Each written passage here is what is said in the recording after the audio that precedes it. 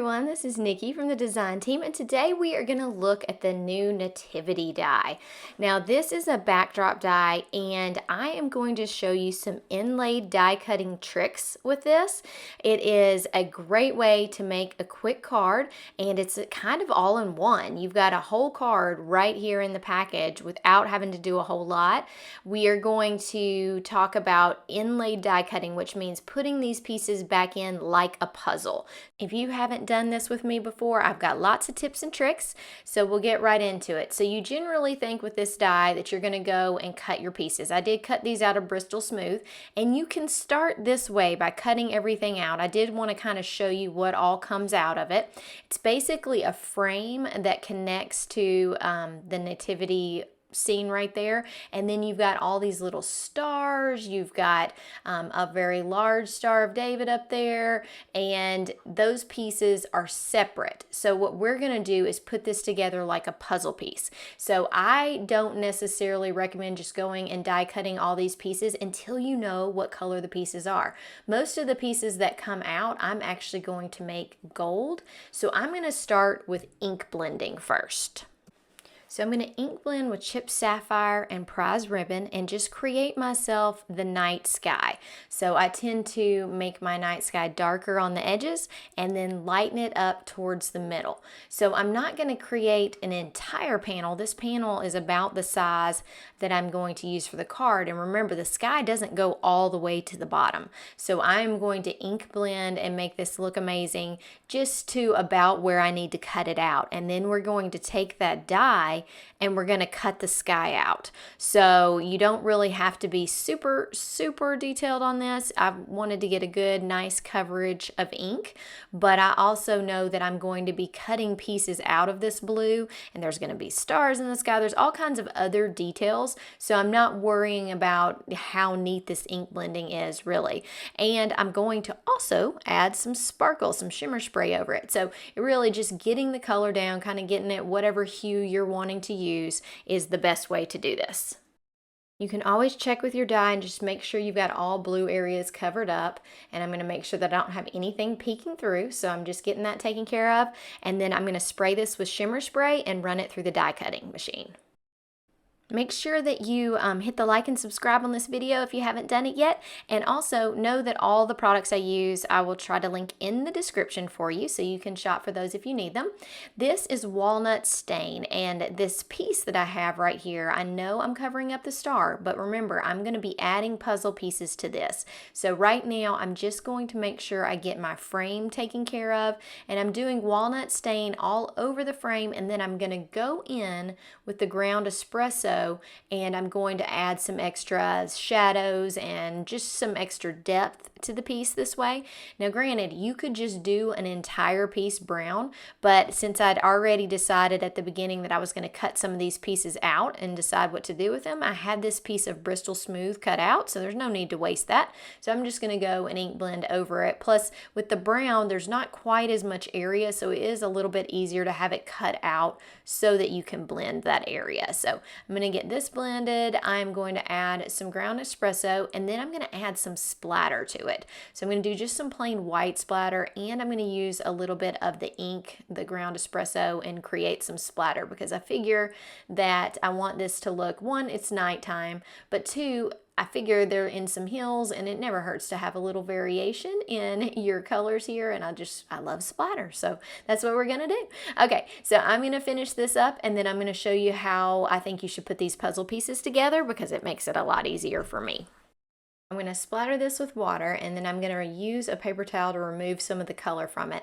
And then this is a way, especially if I've got a messy mat like this, I love to just add a little water and grab myself a brush I can use as splatter, and I will get those colors and then splatter them on top. So it's just another way to kind of use your supplies and make it really nice. You do have to add some water, and I know that you're not seeing all that splatter because some of it's very fine, but you can use the color that you've already put out on your mat, and it just works great.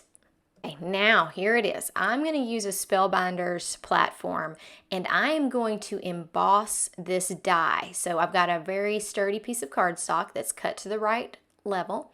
I'm putting the die down, the piece of paper, the embossing mat, and the embossing plate. This is kind of a purple color. And you can do this with any embossing machine, but basically I'm going to run this through and not cut the die, just emboss it. All right, and so here's what it looks like when it comes back out. So you got the purplish plate, you've got your embossing mat, and then your paper and your die, and you see it didn't cut it, but it left all these great indentions. And don't worry about a little extra indention on there. You're putting puzzle pieces on top of this, and it helps you keep your place. So I just really love using it this way, and you can do this. Just look at how you emboss a die on any machine that you have. Usually it's pretty similar to embossing a stencil, but isn't that amazing? Now all we got to do is go fit our pieces in there. Okay, this may seem picky, but on this embossed piece, I'm going to add some blue around the edges where places are going to sit down into there. And the reason is I do not want any bright white peeking through my puzzle pieces. So you could also have embossed this on like a dark navy, and then you wouldn't see any white through it, but you are not going to notice the white a ton. It just drives me crazy. I don't know how many of you are like that, but I just really like it to be solid so that it has such a cool effect of all the pieces fitting together with what looks like no seams. So I'm just adding a little bit of that prize ribbon just to make sure there's no bright white around what I'm about to include in the puzzle right here. Now we're about to glue it together, just any glue, not too much liquid glue. I did get a little excess here, so I had to wipe some off, but I'm going to glue my piece that's the frame, and I've already glued. So I'm going to cut my stars out of a matte gold, and so I went on and cut this star out and just used my scissors and cut and fit it into these pieces. So that star is technically one piece, but what I did was cut just a small area out of the gold right there, and then I cut that star so that its bottom point pointing at Mary right there would still be gold. So I don't know if that's super complicated or not, but I didn't want to include all this because I don't want to make this video too terribly long. So right now I'm going to let this dry, make sure I've got everything lined up like I need it to, and then we're going to start fitting the blue background piece and all these gold pieces in. Okay, I ran the blue that we die cut or that we ink blended through, and so now I've got all of this, and I'm getting my stars out because I'm not going to have blue stars, and then we'll have all these little bitty pieces. So you need to have something where you're keeping pieces because there are going to be some teeny tiny blue pieces that need to go back in, like the piece that's in between the manger right there under the cradle. There's a teeny tiny little piece right there. There's a piece in between Joseph and his staff that needs to go back in.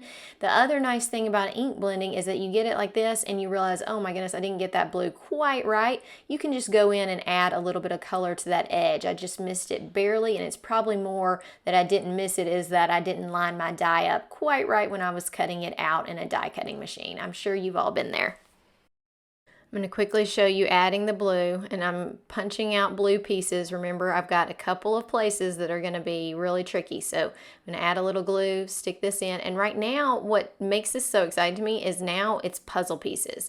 And you've got these dimensions that you can fit in. I do use an acrylic block, and right now somehow on my little white thing right here, I just got a little piece of adhesive. So I got to fix this little place in between the staff. It is a little hard to get out of there, and I think, oh, I just got a piece of gold on it. That's what I did. Sorry about that.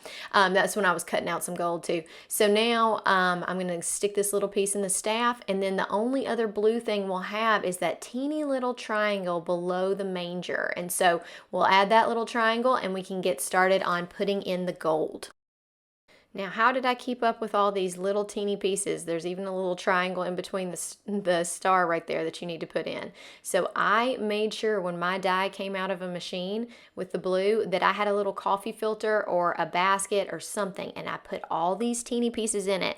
If it would stay on the actual die, which sometimes when you pull a die out of the machine, it's got the stuff on it. And so now you could also do it that way. Here we got our little angel, she's going in, and then we've got to put some stars in. Just be careful with your glue. Use teeny tiny amounts when you're doing the gold. And see, I saved my little blue angel because I knew she had this piece that needed to go kind of in between her arm and the trumpet right there.